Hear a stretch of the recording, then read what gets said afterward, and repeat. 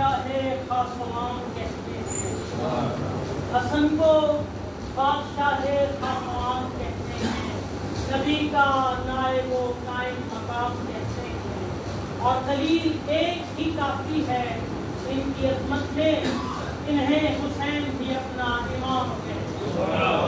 لیکن نعرہ حیدری رحمت سیدہ طاہرہ مطہرہ ام ابیہا بلند الصلوات۔ اللہم صلی علی محمد وآل محمد۔ سرکار عزیز عبادت مجلس ماتم میں اس لیے دعا کرتے ہیں کہ پروردگار ہماری اس قلیل سے عبادت کو اپنی بارگاہ میں قبول فرمائے۔ پروردگار بامیان اور حاضرین کے جتنے مدعوین ہیں وہ سب کو اس کے ثواب کو ایصال کرتے ہیں، قبول و منظور فرمائے۔ پروردگار حاضرین میں اہل خانہ میں جتنے لوگ بیمار ہیں، بطور خاص ایک بچی کا کہا گیا یا شیر زینب اس کا آپریشن ہے، پروردگار سے دعا کرتے ہیں سید سجاد کے واسطے سے تمام بیماروں کو شفا عطا فرمائے۔ پروردگار حاضرین میں اہل خانہ میں جتنے قرضدار ہیں سب کے قرضوں کو اپنے غیر سے ادا کریں۔ پروردگار اپنی آخری حجت حضرت امام زمان کو اس نے ضرورت عطا فرمائے، انصار میں شمار فرمائے۔ بامیان بالخصوص سیدہ شگفتہ حیدر، سیدہ کنیز حیدر، سید سلطان حیدر اور اپنے اپنے مدعوین کو ذہن میں رکھتے ہوئے سورہ فاتحہ۔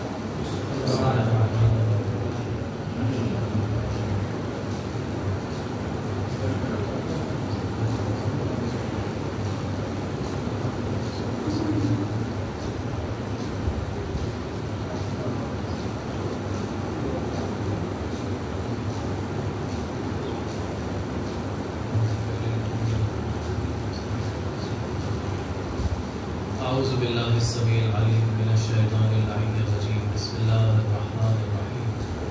الحمدللہ الذی لا یبلغ مدحتہ القائلون ولا یحصی نعماءہ العالمون ولا یحصیہ المجتہدون، الذی فطر الخلائق بقدرتہ ونشر الریاح برحمتہ، ثم الصلاة والسلام وتحیۃ والاکرام علی اشرف الخلائق اجمعین، سید الاولین والآخرین، حبیبنا وحبیب الہ العالمین بالقاسم محمد۔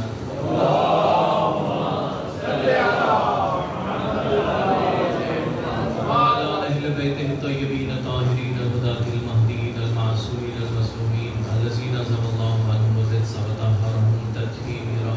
اللہم صلی علی محمد ولعنۃ الدائمۃ علی اعداء الدین اجمعین بیوم ظلمہم الی قیام یوم الدین۔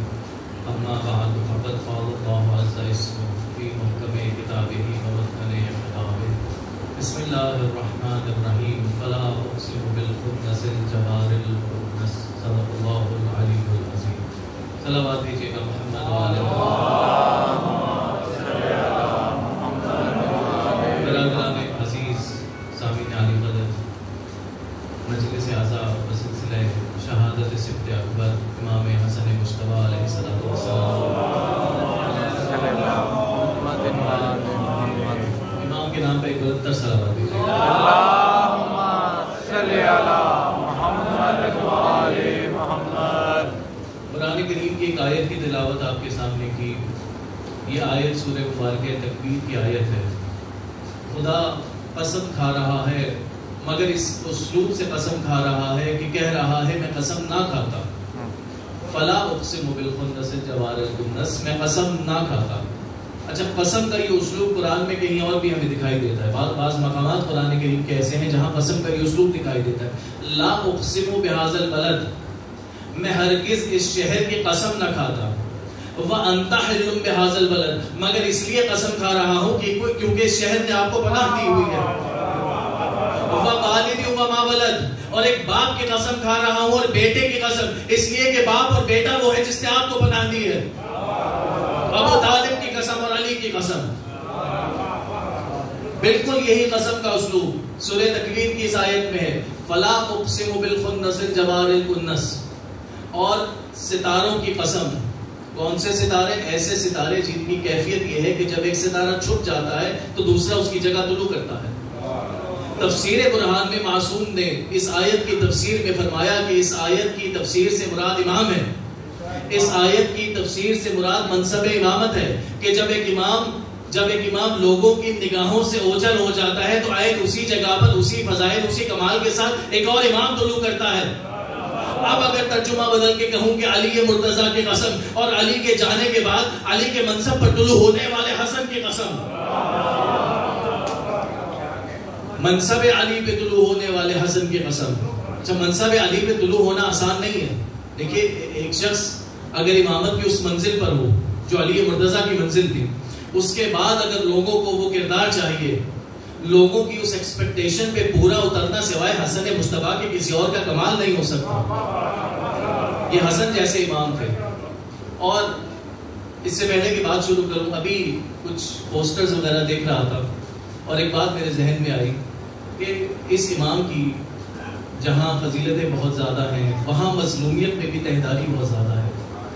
ایک مظلومیت کی تہداری تو یہ کہ ذکر بہت کم ہوتا ہے.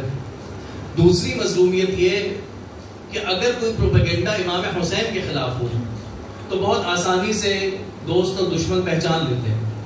اگر امام حسین کے خلاف یہ بات کی جائے کہ دو شہزادوں کی جنگ تھی, بہت آسانی سے اپنے اور پرائے سمجھ لیتے ہیں کہ یہ پروپیگنڈا ہے. بہت آسانی سے پروپیگنڈا رد کر دیا جاتا ہے. مگر امام حسن مجتبیٰ کی مظلومیت ایسی مظلومیت ہے کہ اگر کوئی پروپیگنڈا آتا ہے تو اپنے بھی قبول کر لیتے ہیں. دیکھیں اپنے کیسے قبول کرتے ہیں. ابھی جو بات میں کر رہا تھا کہ کچھ پوسٹرز دیکھے, ان پوسٹرز میں کیا تھا, رب امن کا ماتم, شہزادہ امن کا ماتم, سفیر امن کا ماتم. یعنی امام حسن مجتبیٰ کی شخصیت کو, امام حسن مجتبیٰ کی صلح کو اس طرح سے پیش کیا گیا کہ گویا یہ امام کے مزاج کا خاصہ تھا. امام حسین جیسے جنگ پسند تھے اور امام حسن مجتبیٰ صلح پسند تھے اور ان کے مزاج میں جنگ نہیں تھی, اس لیے امن پہ راضی ہو گئے. یہ جملہ یاد رکھیے گا, امام حسن ہرگز سفیر امن نہیں ہے. حسن صرف سفیر خدا ہے. حسن صرف سفیر خدا ہے. فرق اللہ میں نہیں ہے, فرق اللہ کی پالیسی میں نہیں ہے.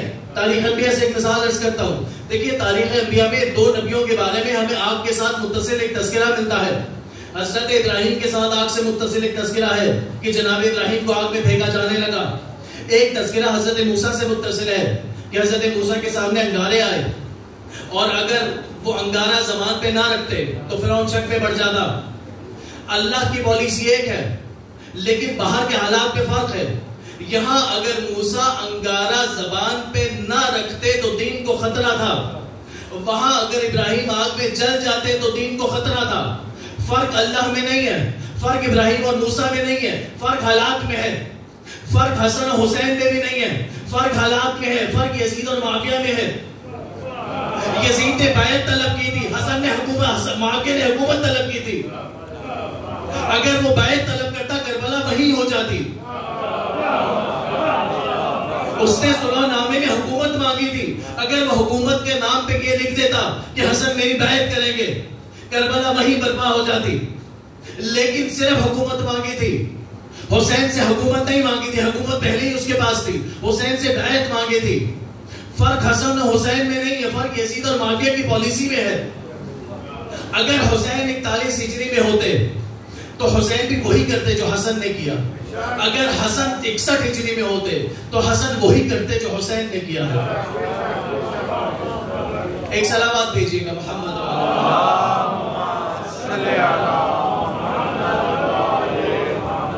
اور دوسرا پروپیگنڈا جس کا شکار اکثر وہ لوگ بھی ہو جاتے ہیں جو مظاہر امام حسن کو ماننے والے ہیں, وہ کہتے ہیں کہ کثرت ازدواج. اچھا ایک فارمولا میں اپنے بچوں کو دینا چاہتا ہوں. اگر یہ بات صحیح ہوتی, تاریخ میں سے اپنی جگہ پہ ابھی اس کا موقع نہیں ہے, اگر یہ بات صحیح ہوتی تو امام حسن کے سب سے بڑے دشمن جو تھے یہ بنی امیہ تھے. یہ جو کثرت ازدواج کا پروپیگنڈا کیا گیا, اگر یہ بات ذرا سی بھی صحیح ہوتی تو بنی امیہ کبھی بھی اسے اپنے ہاتھ سے جانے نہ دیتے. یعنی اتنی بڑی دلیل ان کے ہاتھ میں آ جاتی. کبھی کسی تاریخ میں کسی مورخ نے بنی امیہ میں سے کسی کی زبان سے یہ نہیں سنا کہ امام حسن کثرت ازدواج کرتے تھے. یہ پروپیگنڈا کہاں سے سامنے آیا؟ یہ پروپیگنڈا بنی عباس نے کیا ہے. اور اس کی وجہ یہ ہے, اس کا سبب یہ ہے کہ بنی عباس کے خلاف جتنے بڑے قیام ہوئے غیر آئمہ میں, جو سب سے بڑا قیام حضرت زید شریف کا قیام, اس کے بعد والے جو قیام ہے نفس زکیہ کا قیام، اس کے بعد جو قیام ہے عبداللہ ابن حسن کا قیام، اس کے بعد جو قیام ہے یحییٰ بن عمر کا قیام، پھر حسین ابن علی جنہیں شہید فخر کہا جاتا ہے. یہ جتنے قیام بنی عباس کے خلاف ہو رہے ہیں یہ سارے قیام وہ ہیں جو آل حسن نے کیے ہیں. یہ سب قیام آل حسن نے کیے ہیں. تو آل حسن کے حوصلے کو پست کرنے کے لیے، آل حسن کے حوصلے کو ڈاؤن کرنے کے لیے انہوں نے یہ پروپیگنڈا کیا کہ حسن مجتبیٰ کی شخصیت کو مسخ کیا جائے. یہ پروپیگنڈا بنی عباس کا ہے.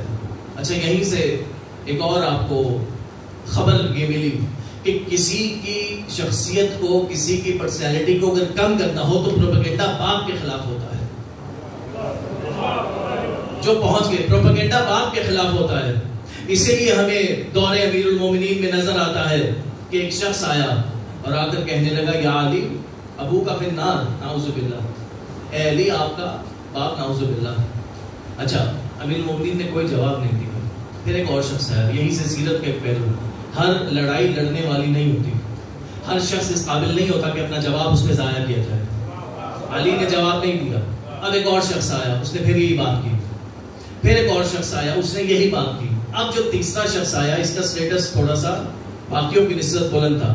علی نے فوراً جواب دیا، کہا اللہ تیرا منہ توڑے، انا قسیم النار والجنہ وابو کا فی النار، میں قسیم النار والجنہ ہوں، میں جنت و جہنم کا تقسیم کرنے والا ہوں. کیا میں اپنے باپ کو جہنم میں بھیجوں گا؟ جو مفسرین نے جملہ لکھا کہ علی نے ان بٹوین دا لائنز کچھ بات کہی ہے. یہ عربوں کا دستور ہوتا ہے ان بٹوین دا لائنز کچھ بات کہنا. میرے باپ کی فکر مت کر، اپنے باپ کی خبر بنا. صلوات بھیجیے گا محمد و آل محمد.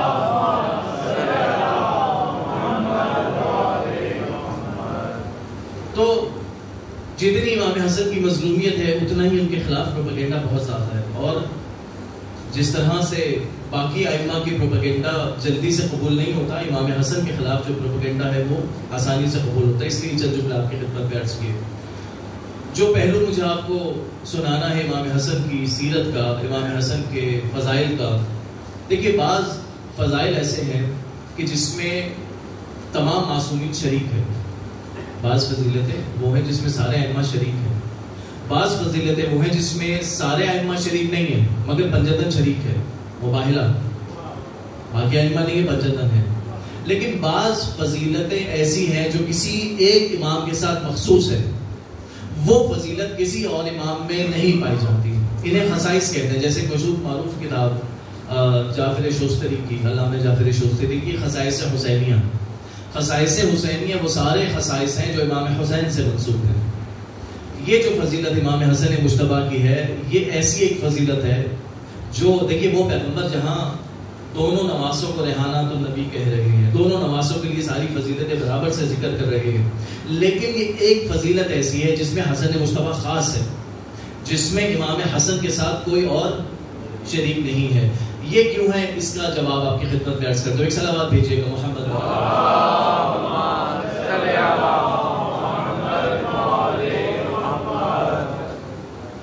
دیکھیے، اللہ تعالیٰ نے جس شے کو سب سے پہلے خلق کیا، جو روایت معصوم کی ہمارے سامنے ہے، وہ شے عقل ہے.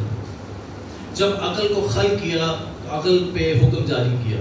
عقل سے کہا آگے بڑھ، عقل آگے بڑھ. عقل سے کہا پیچھے ہٹ، عقل پیچھے ہٹی. جب عقل نے اطاعت کی تو اللہ نے عقل پہ یہ وحی کی. اللہ نے عقل سے یہ کہا کہ میں جو اپنی سب سے اشرف اور سب سے بافضیلت مخلوق خلق کروں گا تجھے اسے عطا کروں گا، اور اب صرف تیرے ذریعے سے عبادت کو قبول کروں گا، تیرے ذریعے سے اطاعت کو قبول کروں گا. یہ عقل کی اہمیت ہے. میرے مولا امیر المومنین علی بن ابی طالب علیہ الصلوۃ والسلام ارشاد فرماتے ہیں کہ ہر انسان کا جوہر اس کی عقل ہے. جوہر کا لفظ معلوم ہے کہاں استعمال ہوتا ہے؟ جوہر کہتے ہیں اس شے کو جس شے کی وجہ سے کسی بھی شے کی قیمت کا تعین کیا جاتا ہے. تو انسان کا جوہر اس کی عقل ہے، اس لیے کہ عقل وہ شے ہے کہ جس کے ذریعے سے کسی انسان کی قیمت کا تعین کیا جائے گا. انسان کا جوہر اس کی عقل ہے. اچھا، ایک اور اس کا لفظی ترجمہ اگر آپ کے سامنے پیش کروں. پرانے دور میں جب تلواریں ہوتی تھی تو تلواروں کو سیکل کیا جاتا تھا. سائیکل کا لفظ جو بچے میں بتاؤں، تلوار کی دھار جب تیز ہوتی ہے تو اسے سائیکل کرنا کہتے ہیں.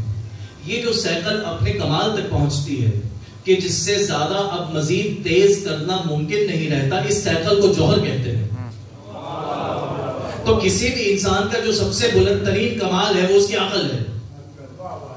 اس لیے معصوم فرماتے ہیں کہ جس کے پاس عقل نہیں اس کا کوئی دین نہیں، اس لیے کہ دین عقل کے پیمانے پہ پرکھا جائے گا. ایک صلوات بھیجیے گا محمد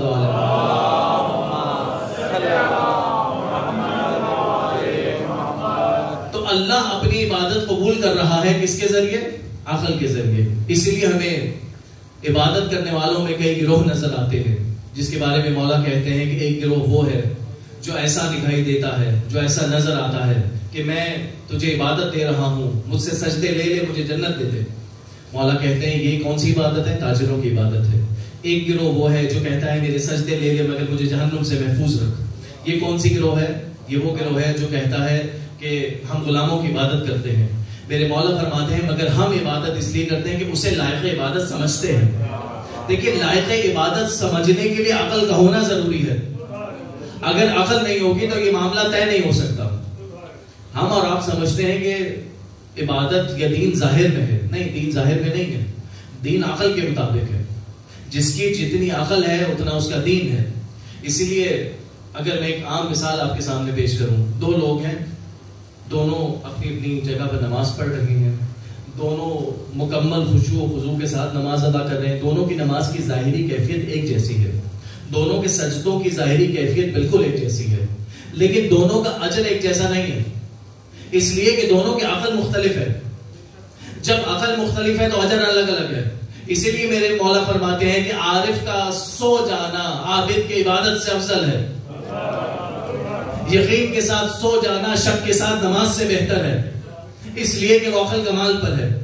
تو عبادت کا دار و مدار کس چیز پر ہوا؟ عقل کے اوپر ہوا. اچھا ایک اور بات سن لیجیے. جس طرح سے جسم کی غذا ہے، آپ کو جسم کے لیے غذا چاہیے، جسم کو پروان چڑھانے کے لیے غذا چاہیے. غذا کے بغیر یہ جسم پروان چڑھ نہیں سکتا. ایسے ہی عقل کے لیے غذا ہے.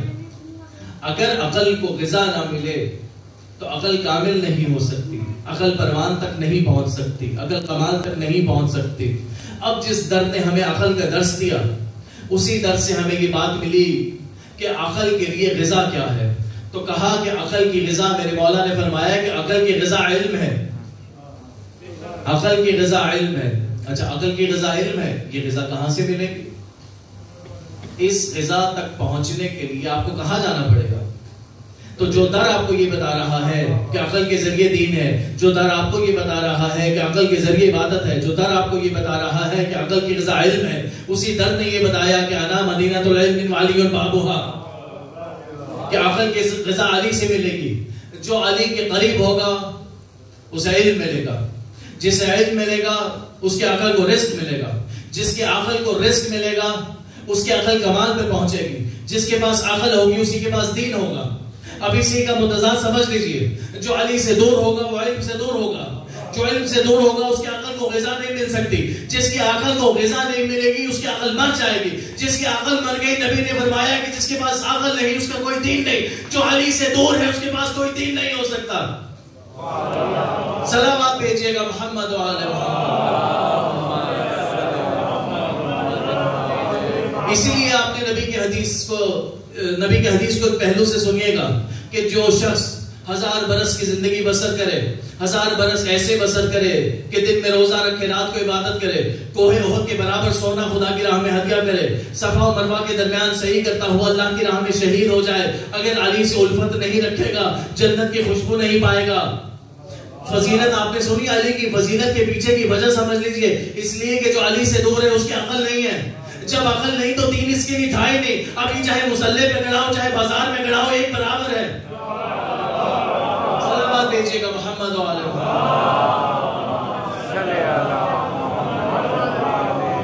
مجھے ایک منزل تک جانا ہے. عقل پہ ایک اور روایت اصول کافی میں آپ نے روایت خطبہ سے سنی کہ حضرت آدم کے پاس جبریل 3 چیزیں لے کر آئے، ایک عقل، ایک دین، ایک حیا. اور جبریل نے آدم سے کہا کہ اللہ نے یہ حکم دیا ہے، اللہ نے یہ آفر آپ کو دی ہے کہ آپ تین میں سے کسی ایک کو رکھ سکتے ہیں. بتائیے کس کو رکھنا چاہتے ہیں؟ عقل کو لینا چاہتے ہیں، دین کو لینا چاہتے ہیں، حیا کو لینا چاہتے ہیں؟ آدم نے کہا عقل کو لینا چاہتے ہیں. اچھا آدم نے عقل کو رکھ لیا. جب آدم نے عقل کو رکھا تو جبریل واپس چلے. اب جب جبریل واپس چلے تو جبریل نے دیکھا کہ دین اور حیا دونوں وہیں ساتھ موجود ہیں جہاں عقل تھی. جبریل نے دین سے کہا اور حیا سے کہا کہ دیکھو آدم نے تو تمہیں قبول نہ کیا تو تم واپس چلو. دین اور حیا نے پلٹ کر جواب میں یہ کہا کہ ہمیں اللہ نے یہ حکم دیا ہے کہ جہاں عقل رہے گی ہم بھی وہیں رہیں گے. ہمیں اللہ نے یہ حکم دیا ہے کہ جہاں عقل رہے گی ہم بھی وہیں رہیں گے. سوال یہاں پر یہ ہے، شیخ صدوق کی ایک روایت آپ کو سناؤں. سوال یہاں پہ یہ ہے کہ کوئی آدم نے اچھا فیصلہ کیا، یعنی آدم نے ایک تیر سے تین شکار کیے. آدم نے فیصلہ بہت اچھا کیا کہ ایک چیز کو لیا لیکن ایسے لیا کہ تینوں مل گئی. یہ جو آدم نے اچھا فیصلہ کیا، تو اچھا فیصلہ کرنے کی بنیاد کس چیز پر ہوتی ہے؟ انسان اچھا فیصلہ کیسے کر سکتا ہے؟ انسان اچھا فیصلہ کرتا ہے اپنی عقل سے. عقل تو ابھی آئی نہیں، عقل تو ابھی لینی ہے. تو شیخ صدوق کی روایت یہ ہے کہ جب یہ تینوں چیزیں جبریل لے کر آئے، آدم کے پاس ایک نور آیا اور اس نور سے یہ کہا کہ آدم عقل کو قبول کرو. وہ نور علی کا نور تھا جس نے کہا عقل کو قبول کرو. اب قیامت تک جو شخص انسان اپنی عقل کو استعمال کرتا ہے وہ علی کے احسان کو قبول کرے.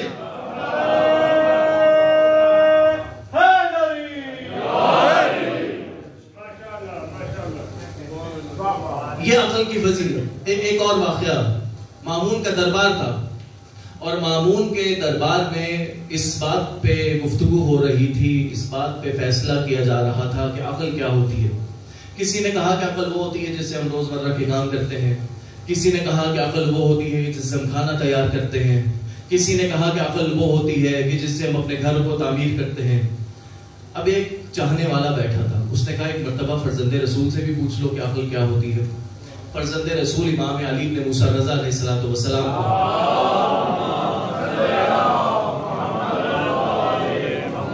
دربار میں بلایا گیا. پوچھا فرزند رسول بتائیے عقل کیا ہے؟ امام نے پوچھا کہ تم لوگ کیا کہتے ہو، یہاں جو لوگ موجود ہیں وہ کیا کہتے ہیں؟ کہنے لگے کہ وہی جس سے ہم اپنے روزمرہ کے کام کرتے ہیں، گھروں کو تعمیر کرتے ہیں، کھانا پکاتے ہیں، باقی معاملات کو طے کرتے ہیں. امام نے کہا یہ تو جانور بھی کرتے ہیں.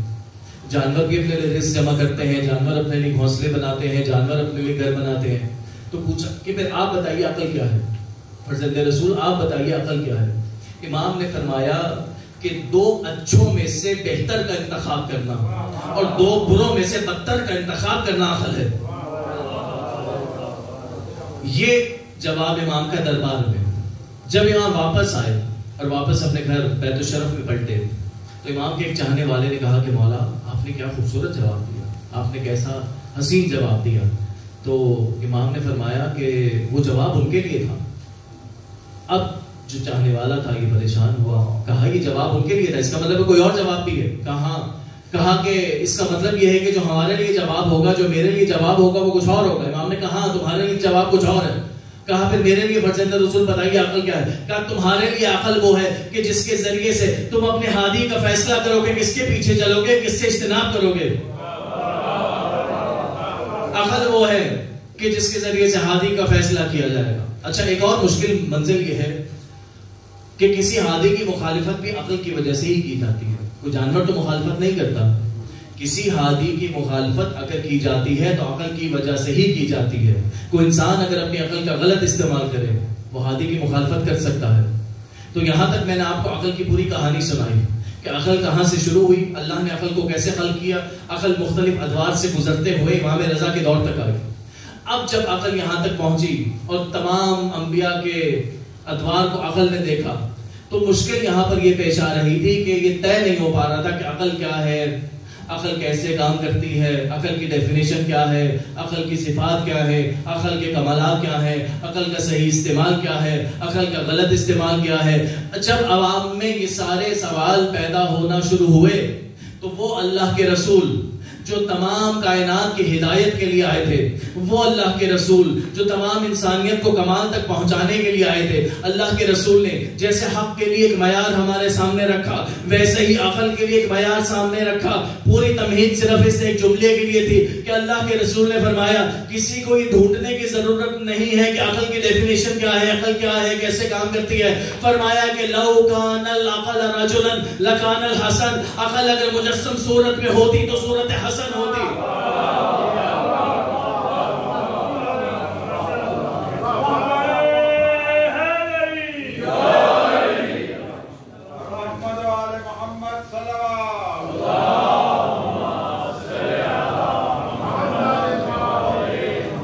عقل اگر مجسم صورت میں ہوتی تو حسن کی صورت ہوتی۔ اب یہ جملہ میں آپ سے کہہ چکا ہوں کہ جو شخص عقل سے دور ہے وہ دین سے دور ہے۔ جملہ پلٹ کر کہوں جو حسن سے دور ہے وہ دین سے دور ہے۔ جس کا عقل سے تعلق نہیں اس کا دین سے تعلق نہیں، جس کا حسن سے تعلق نہیں اس کا بھی دین سے تعلق نہیں۔ اچھا یہ تو میں نے بہت ہلکی بات کہی۔ اگر قرآن کی زبان سے یہ بات سنیں کہ جس کا عقل سے تعلق نہیں وہ کہاں پر ہے، جس کا حسن سے تعلق نہیں وہ کہاں پر ہے، قرآن کے اسلوب میں اگر میں یہ بات پیش کروں تو قرآن کی ایک آیت ہے، آیت مشہور و معروف ہے، انما یرید اللہ لیذھب عنکم الرجس اہل البیت ویطہرکم تطہیرا۔ سلامات بھیجو۔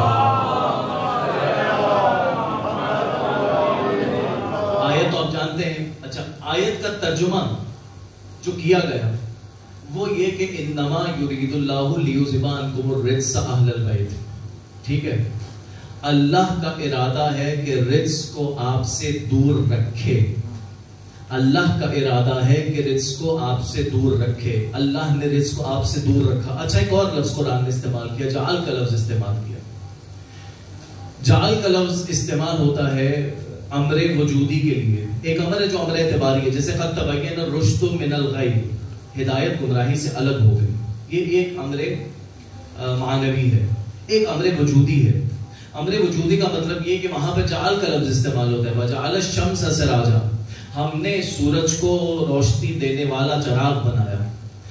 آیت یہ کہہ رہی ہے کہ ہم نے رزق کو آپ سے دور رکھا ہے۔ اب جعل کا لفظ اگر ہمیں کسی اور مقام پہ نظر آئے تو ہم یہ سمجھ جائیں گے کہ کہاں رکھا ہے۔ دیکھیں دور اور قریب کا جو تصور ہے یہ نسبی تصور ہے، ریلیٹیو ٹرمز ہے۔ میں یہ کہوں کہ یہ گلاس مجھ سے دور رکھا ہے، اگر میں یہ کہوں کہ گلاس مجھ سے دور رکھا ہے اس کا مطلب یہ کہ کہیں قریب رکھا ہے۔ اگر میں یہ کہوں کہ یہ اسپیکر مجھ سے دور رکھا ہے تو مجھ سے دور رکھے جانے کا مطلب یہ ہے کہ یہ اسپیکر دروازے کے قریب رکھا ہے۔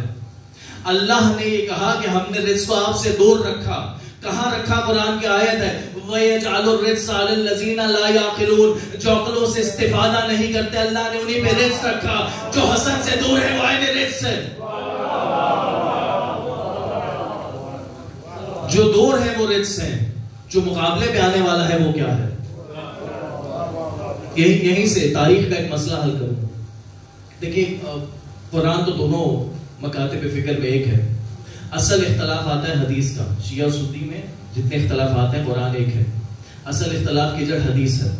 حدیث میں ہماری مشکل یہ ہے کہ باقی تمام مسلمان جس راوی کو سب سے زیادہ قبول کرنے والے ہیں، باقی تمام مسلمان جس راوی کی روایتوں پہ سب سے زیادہ اعتماد کرتے ہیں، اس راوی کے بارے میں ایک جملہ خود مسلمان مورخوں نے لکھا کہ اس راوی نے متعدد مرتبہ یہ جملہ کہا کہ نماز کا مزہ علی کے پیچھے ہے، دسترخوان کا مزہ وہاں پر ہے۔ تو جو شخص رزق کے دسترخوان سے آلودہ ہو ہم اس کی زبان سے حدیث رسول قبول نہیں کر سکتے۔ جس کی زبان رزق کھانے کی عادی ہو، جس کی زبان رزق کے دسترخوان پہ پلتی ہو، ہم اس سے رسول کی حدیث قبول نہیں کر سکتے۔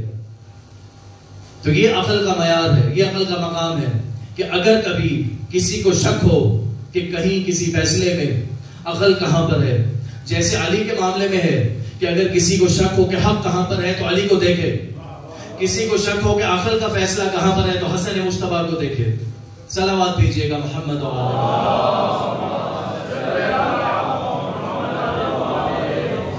اب جب حسن کمال عقل ہے، جب حسن مجسم عقل ہے، اب عقل کی جتنی صفات آپ کو دکھائی دیتی ہیں، عقل میں جتنی صفات ہو سکتی ہیں وہ سب کمال پر حسن مجتبیٰ کی سیرت میں دکھائی دیں گی۔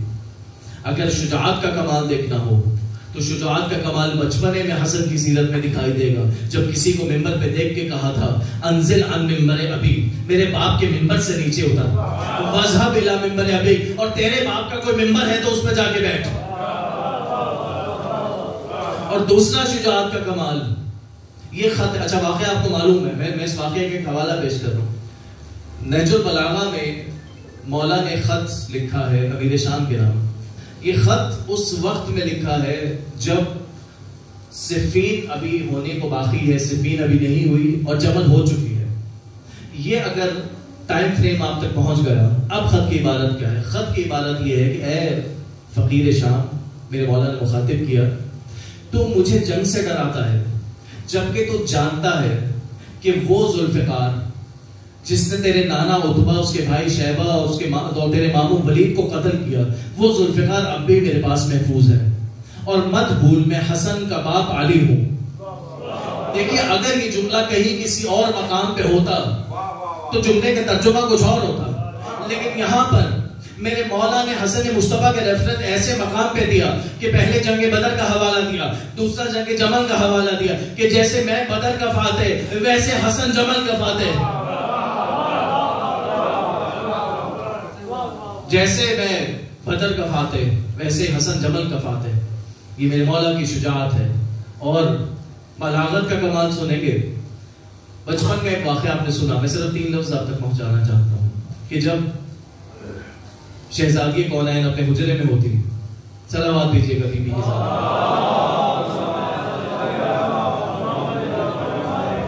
اور میرے مولا شہزادی کے بابا کا خطبہ سن کے گھر میں تشریف لے جاتے اور بتاتے کہ نانا نے، بابا نے کیا کہا ہے، پیغمبر نے کیا کہا ہے، تو شہزادی اس خطبے سے پہلے میرے مولا کو بتاتی، اور جب میرے مولا پوچھتے کہ اے بنت رسول آپ کو یہ خبر کس نے دی، کہا آپ سے پہلے آپ کے بیٹے نے آ کر بتایا۔ اب واقعہ آپ کو سنا، میں لفظ سنیے گا، فصاحت سنیے گا میرے مولا کی۔ تو کہا اچھا تو کل ہم ایسا کریں گے کہ ہم پہلے سے آ جائیں گے اور ہم دیکھیں گے کہ بیٹا کیسے بتاتا ہے۔ اب اگلے دن میرے مولا گھر میں پہلے سے تشریف لائے۔ اب جب حسن مجتبیٰ آئے، ماں نے پوچھا کہ بابا نے کیا کہا۔ اب جب بیٹے نے بتانا شروع کیا تو زبان لڑکھڑائی، جب زبان لڑکھڑائی تو فصاحت سنیے گا۔ حسن مجتبیٰ نے 3 لفظ کہے، کہا قلّا لسانی، قلّا قلیل سے، وقلّا بیانی، قلّا لسانی میری زبان کم پڑ رہی ہے، وقلّا بیانی میرا بیان کم پڑ رہا ہے، لعل سیدی یرانی مجھے لگتا ہے میرے سید مجھے دیکھ رہے ہیں۔ فصاحت سنیے گا، قلّا لسانی قلّا بیانی لعل سیدی یرانی، یہ میرے مولا کی فصاحت ہے۔ اور اب چونکہ کمال عقل ہے تو ہر صفت کمال پر نظر آئے گی، ہیبت کا کمال، اور ہیبت تو وہ صفت ہے کہ جس کے بارے میں شہزادی جب ایک مرتبہ دونوں بیٹوں کو لے کر پیغمبر کے پاس آئی اور کہا کہ یہ آپ کے بیٹے ہیں، انہیں کچھ عطا کیجیے، پیغمبر نے فرمایا کہ حسن میری ہیبت اور سرداری کا وارث ہے، حسین میری سخاوت کا وارث ہے۔ تو حسن مجتبیٰ کی ہیبت ایسی تھی کہ مورخوں نے لکھا کہ جب کبھی حج پہ اچھا پیدل حج کی روایت، آج جو مشی کی جاتی ہے، آج جو پیدل کربلا جانے کی روایت ہے، مقامات مقدسہ پہ پیدل جانے کی روایت کے بانی امام حسن مجتبیٰ ہیں۔ حسن مجتبیٰ وہ پہلی شخصیت ہے جنہوں نے پیدل حج کی بنا ڈالی ہے، سب سے پہلے پیدل حج کرنے والے حسن، 25 حج پیدل کیے ہیں۔ اور جب امام حسن پیدل حج کر رہے ہوتے تھے اور پیدل جا رہے ہوتے تھے، لوگوں کے لیے یہ ممکن نہیں ہوتا تھا کہ اپنی سواریوں پہ بیٹھے رہیں، لوگ اپنی سواریوں سے اتر کے پیدل چلنا شروع کرتے تھے۔ اور امام کا ایک معمول تھا، معمول یہ تھا کہ اپنے گھر کی نشست پر، گھر سے باہر کچھ وقت کے لیے نشست باہر لگائی جاتی تھی اور کچھ دیر بیٹھ کر لوگوں سے گفتگو کرتے تھے، کچھ دیر بیٹھ کر لوگوں سے گفت و شنید کرتے تھے، ان کے معاملات کو طے کرتے تھے۔ مورخوں نے لکھا کہ جب امام حسن بیٹھے ہوتے تھے، امام کی ہیبت ایسی ہوتی تھی کہ کسی کی ضرورت نہیں ہوتی تھی کہ سامنے سے گزر سکے، کسی کی ضرورت نہیں ہوتی تھی کہ حسن مجتبیٰ کے سامنے سے گزر سکے۔ اور ابھی اسی حیرت پہ ایک بچپنے کا واقعہ ذہن میں آیا کہ مدینے کے لوگوں نے یہ بیان کیا کہ جب حسن مجتبیٰ اپنے بھائی کے ساتھ کھیلتے تھے مدینے کی گلیوں میں، تو کھیلتے کھیلتے وہ کیفیت ہوتی تھی کہ آسمان کی جانب نگاہ بڑھاتے تھے. جب نگاہ اٹھاتے تھے تو آسمان پہ پرندے دکھائی دیتے تھے. جس پرندے کو اشارہ کرتے تھے وہ میرے مولا کے ہاتھ پہ آ کے بیٹھ جاتا تھا. یہ اس ابراہیم کے وارث ہے جس ابراہیم نے پرندوں کو ذبح کر کے بلایا تھا اور سارے پرندے واپس آئے. یہ امام حسن مجتبیٰ ہے. ہر چیز کا کمال دکھائی دے گا, سخاوت کا کمال. ایک مرتبہ مولا جا رہے تھے اور دیکھا کہ کچھ فقیر کھانا کھا رہے ہیں. انہوں نے دعوت دی, کہا فرزند رسول ہمارے ساتھ شریک ہوئیے.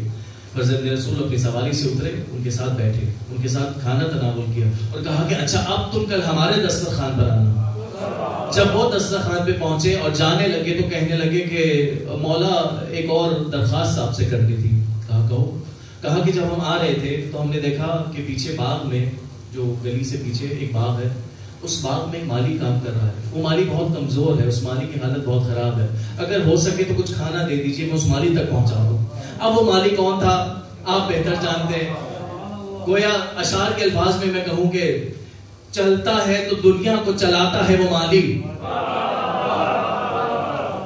چلتا ہے تو دنیا کو چلاتا ہے وہ مالی, بھوکا ہے مگر اوروں کو کھلاتا ہے وہ مالی, دیتا نہیں دارین کا داتا ہے وہ مالی, دیتا نہیں دارین کا داتا ہے وہ مالی, کھاتا نہیں اوروں کو کھلاتا ہے وہ مالی.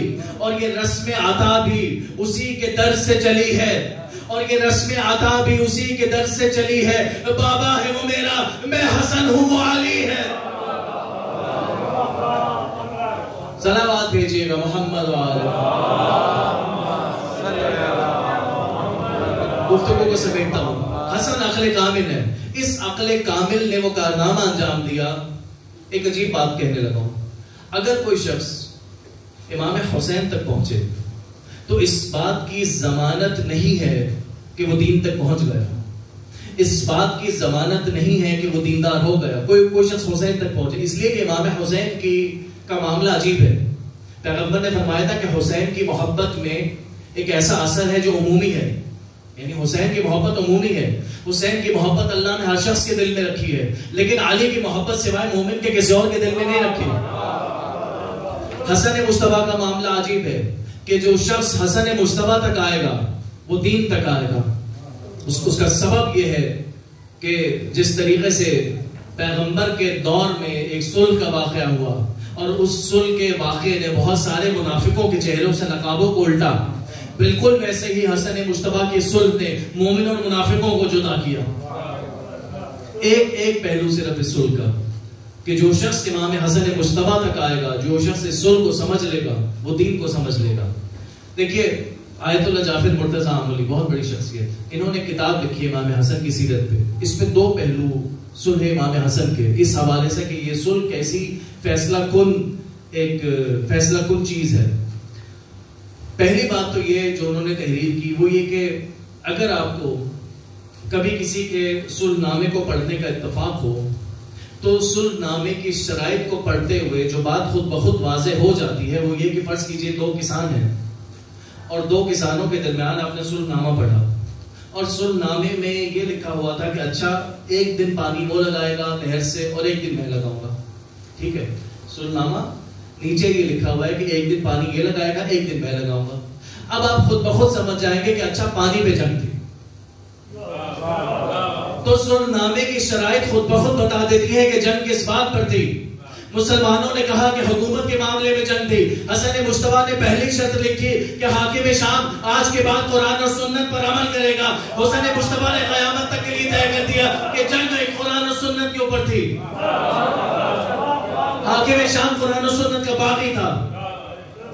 اور دوسرا پہلو جو بہت عجیب ہے, جس کی بنا کے اوپر یعنی جس شخص سے سوء استفادہ کرتے ہوئے مسلمانوں کے بعض گروہوں نے امام حسن مجتبیٰ کی ذات پر اعتراض کیا کہ گویا حسن مجتبیٰ نے ایک ایسا معاہدہ کیا کہ جس میں وہ خراج لے کر بیت المال میں حصہ لے کر خاموش ہو گئے. نہیں, آیت اللہ جعفر مرتضیٰ عاملی کی تحلیل کو سنیے گا.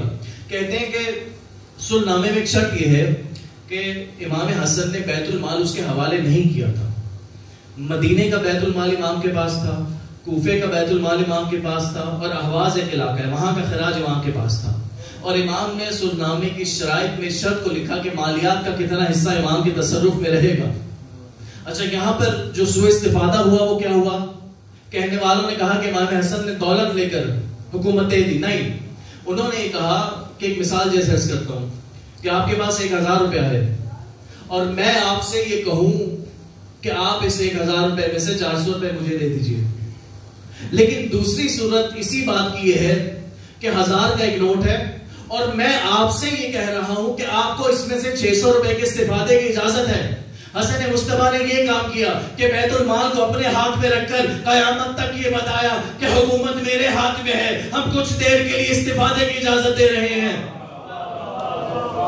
یعنی عملاً حکومت اس کے حوالے نہیں کی ہے، حکومت عملاً امیر شام کے حوالے نہیں کی ہے. ایک صلوات بھیجیے گا محمد وعلی.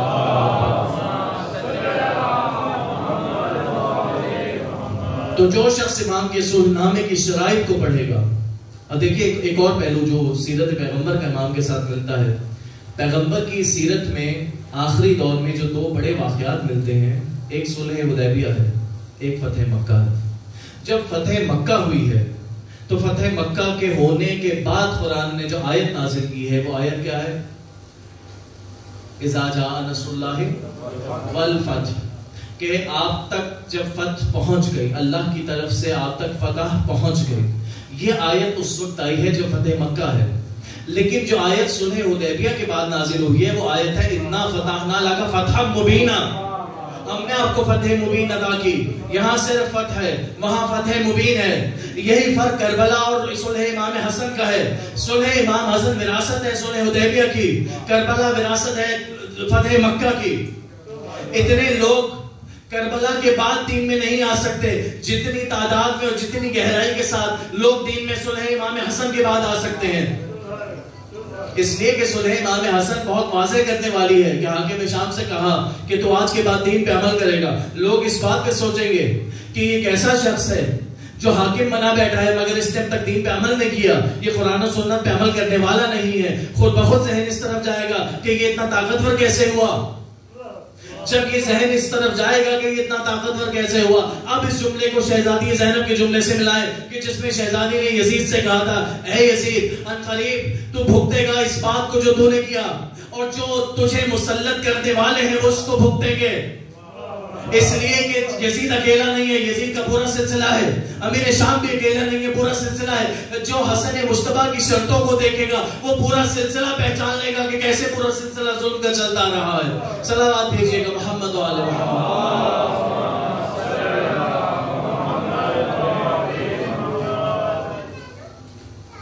بس ایک آخری پہلو، حسن مصطفیٰ عقل کامل ہے، اور یہ عقل اگر رہنمائی کرنے والی ہو تو ہر دور میں کیسے کیسے رہنمائی کرتی ہے. ایک فرمان بس اپنے مولا کا آپ کے حوالے کروں. دیکھیں دین کو سمجھنے کے لیے جو ہمارے پاس معیار ہے اور جو پیمانہ ہے، ظاہری طور پر اگر کوئی شخص ہمیں دکھائی دے جو 5 وقت نماز پڑھنے جا رہا ہے، اس کا ظاہری حلیہ دینداری پر ہے، اس کے معاملات میں ہمیں دکھائی دیتا ہے کہ بہت دیندار ہے، ہم یہ فیصلہ کریں گے اس کے تقویٰ کو دیکھ کے کہ وہ دیندار ہے. لیکن حسن مصطفیٰ نے دین کا ایک معیار ہمارے ہاتھ میں دیا. اگر میں یہ کہوں کہ ایک عورت سب سے زیادہ بافضیلت کب ہوتی ہے، وہ سب سے زیادہ بافضیلت اس وقت ہوتی ہے جب وہ گھر کی 4 دیواری میں ہو، کوئی نامحرم اسے نہ دیکھے، وہ نامحرم کو نہ دیکھے. ٹھیک ہے، لیکن اگر کسی عورت کے سامنے یہ مرحلہ ہو کہ اسے دربار میں خطبہ دینا پڑے، آیا یہ تقویٰ کے منافی ہے؟ یہ تقویٰ کے خلاف ہے؟ ظاہراً دیکھا جائے تو خلاف ہے. اچھا اگر کبھی یہ مرحلہ ہو کہ کوئی شخص عصر کی نماز قضا کرے، بظاہر یہ چیز تقویٰ کے خلاف ہے، لیکن ہمیں یہ دونوں واقعات ملتے ہیں. 2 بیویاں جنہوں نے دربار میں خطاب کیا، علی مرتضیٰ جن کی عصر کی نماز قضا ہوئی. اب حسن مصطفیٰ علیہ السلام کی زبان سے معیار سنیے. کہا کہ تم لوگ تقویٰ کو اس وقت تک پہچان نہیں سکتے جب تک صفت ہدایت کو نہ پہچان لو. تو تقویٰ سے پہلے صفت ہدایت کا پہچاننا ضروری ہے. اب اگر آپ کو کہیں بہت زیادہ تقویٰ نظر آئے تو اس تقویٰ کے پیچھے دیکھیے گا کہ یہ شخص ہدایت کے مرکز سے وابستہ ہے یا نہیں. اگر ہدایت کے مرکز سے وابستہ ہے تو تقویٰ صحیح ہے، ورنہ صرف فریب کاری ہے. اور ایک اور بس فرمان آخری آج کل کے دور کے حوالے سے، آج کل کے حالات کے حوالے سے مولا امام حسن مجتبیٰ علیہ السلام فرماتے ہیں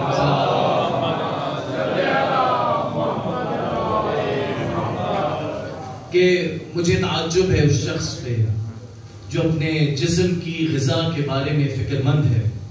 بارہ سنیے گا، مجھے تعجب ہے اس شخص پہ جو اپنے جسم کی غذا کے بارے میں فکر مند ہے مگر اپنی عقل کو فاسد چیزوں سے بھرتا رہتا ہے.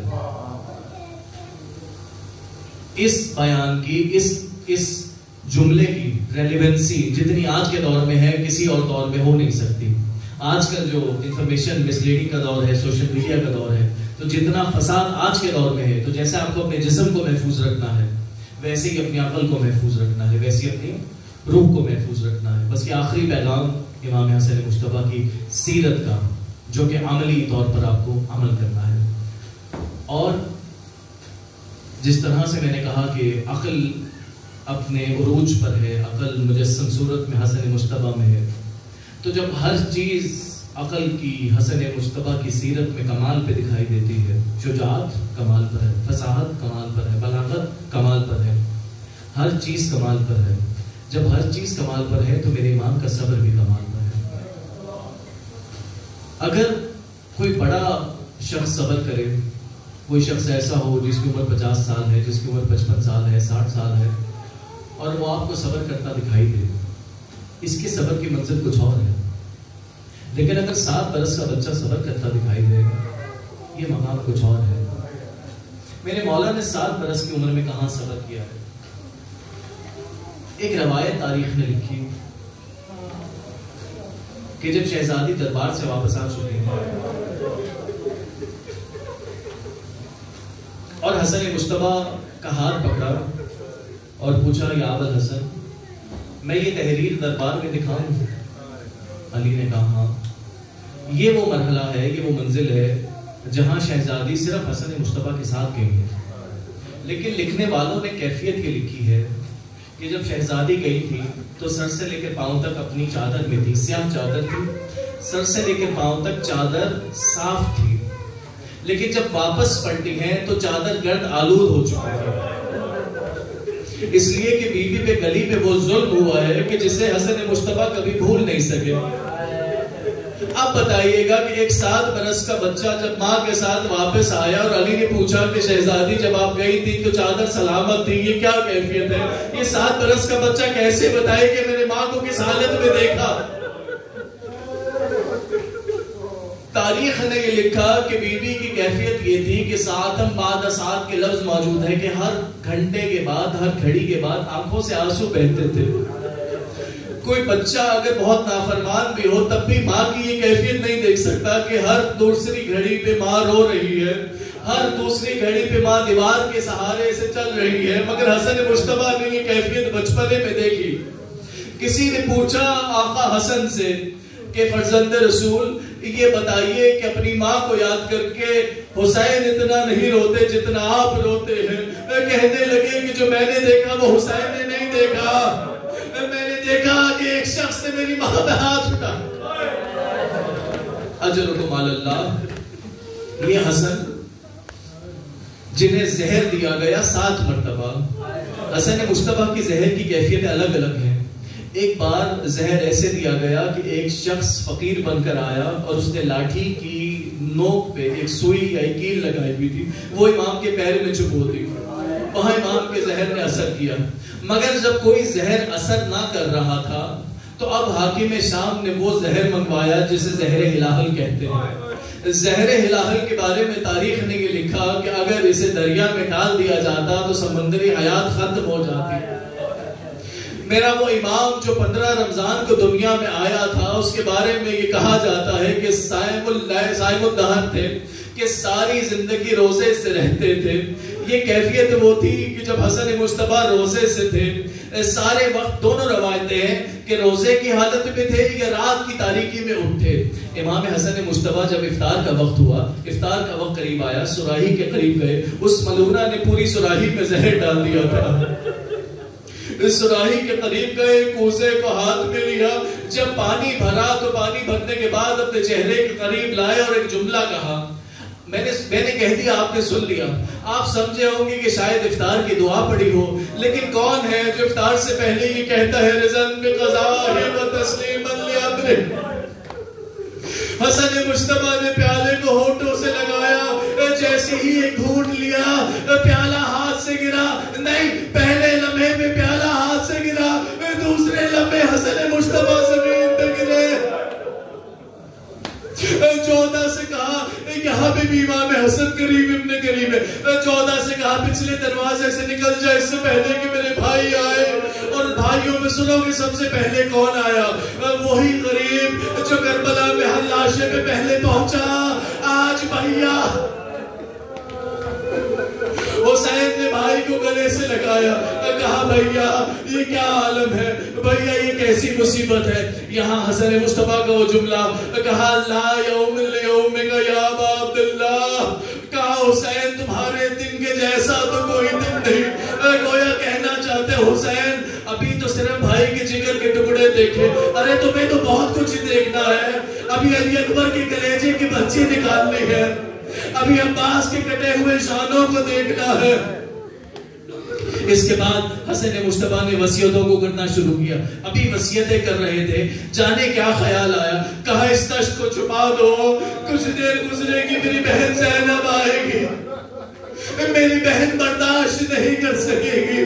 کاش میں یہ جملہ عرض کروں کہ شہزادی بھائی کے جگر کے ٹکڑے برداشت نہیں ہوں گے. یہ بھائی کی گود میں جو 3 سال کا بچہ ہے، خدا تمہیں اس کی لاش کے ٹکڑے نہ دکھائے. وہ بہن جو بھائی کے جگر کے ٹکڑے نہیں دیکھ سکتی تھی، اے آقا حسن 11 محرم کو آئیے دیکھیے کیسے یہ بہن کٹے ہوئے لاشوں کے درمیان سے جا رہے. کچھ دیر گزری، کہا عباس کہاں ہے. عجیب تعلق تھا اولاد فاطمہ کا ام البنین کے اس بیٹے کے ساتھ. وہاں حسین نے آخری وقت میں عباس کو یاد کیا. یا حسن نے کہا دیوار سے سر ٹکرا کے رو رہا ہے. اب حسن مجتبیٰ نے اپنی وصیتیں کی. وصیتیں جیسے ہی پوری ہوئی، حسن مجتبیٰ کی روح پرواز کی. اب جنازہ تیار ہوا. دیکھیں جنازہ جب گھروں سے چلتا ہے، مگر کسی کی تمنا یہ تو نہیں ہوتی کہ جنازہ گھر میں واپس پلٹے. علماء نے لکھا ہے کہ اللہ کے رسول منتظر تھے کہ اس سے پہلے ان کی بیٹی کا جنازہ ان تک آتا، مگر بنت رسول کا جنازہ رسول کے پہلو میں نہ جا سکا. اللہ کے رسول منتظر تھے کہ علی کا جنازہ آتا، علی کا جنازہ رسول کے پہلو میں نہ جا سکا. یہ پہلا جنازہ تھا جو رسول کے پہلو میں جا رہا تھا. رسول اللہ منتظر ہوں گے کہ میرا بیٹا میرے پاس آئے گا. رسول اللہ منتظر ہوں گے کہ حسن کو اپنے سینے سے لگا کے تسلی دیں گے. حسن منتظر ہوں گے کہ رسول کو اپنی زبانی اپنی مسائل بتائیں گے کہ نانا آپ کے بعد ہم پر کیا گزری. نانا آپ کے بعد وہ ماں جس کے لیے آپ اپنی نشست سے کھڑے ہوتے تھے، میں نے 3 گھنٹے اس ماں کو دربار میں کھڑا دیکھا. نانا جس دروازے پہ آپ سلام کرتے تھے، میں نے وہ دروازہ جلتا ہوا ماں پہ گرتا دیکھا. بس یہ جنازہ جنت البقیع کے قریب پہنچا. ایک تاریخی روایت سناؤں. آپ نے یہ تو سنا ہے کہ تیر چلے، مگر یہ سنیے گا کہ تیر کس بات پہ چلے. حسن مجتبیٰ نے وصیت یہ کی تھی کہ دیکھو نانا کے پہلو میں لے کے جانا، لیکن اگر یہ امت مانے ہو تو ماں کے پہلو میں دفنا دینا، اگر یہ امت منع کرے تو میری وجہ سے تلوار نہ چلانا. جب حسن مجتبیٰ وصیت کر چکے تھے، حسن مجتبیٰ بنی ہاشم کو روک چکے تھے، تو اب تیر کیوں چلے؟ سونے کے بعد تیر اس بات پہ نہیں چلے کہ بنی ہاشم نے تلوار چلائی. جب وہاں سے منع کیا گیا، کہا کہ ہم جنازے کو واپس پلٹا لیں گے، بس ایک آخری خدمت کرنے دو، ہمیں آخری سلام کے لیے نانا کی قبر کے پاس جانے دو. بنی ہاشم نے صرف اتنی درخواست کی تھی کہ ہمیں آخری سلام کرنے نانا کی قبر پہ جانے دو، مگر 300 تیر ایک ساتھ کھینچے، تیر فضا میں بلند ہوئے. حسن مجتبیٰ کا جنازہ تیروں میں نہ آیا، جنازہ واپس پلٹا. رسول اللہ کی آغوش پھیلی رہ گئی. ان کا حسن واپس چلا گیا، زخمی ہو کر واپس گیا. ہو گئی مجلس آخری جملہ. اب جب جنازہ گھر پلٹا، جنازہ وہاں پر پہنچا، زینب نے دروازے کو کھولا، کہا بھیا میں نے سفید کفن میں بھیجا تھا. ارے یہ کس کے کیفیت میں جنازہ آ رہا ہے. کہا کہ بہن زینب سوال بعد میں کر لینا, ابھی بھائی کی آخری خدمت باقی ہے, ابھی جنازے سے تیروں کو کھینچنا ہے. اب جب زینب نے جنازہ رکھا, تیروں کو کھینچنا شروع کیا. انا للہ و انا الیہ راجعون ہو گئی مجلس. آخری جملہ. اب جب جنازہ دوبارہ تیار ہو کے گھر سے چلا, بقیع میں پہنچا. عجب نہیں ماں نے استقبال کیا ہوگا, عجب نہیں ماں نے کہا ہو اے بیٹا, ارے میرے بہنوں میں آ جا, اے بیٹا ارے کاش تو پہلے آ جاتا تو زخمی ہو کے نہ آنا پڑتا. ماں تو میرے ساتھ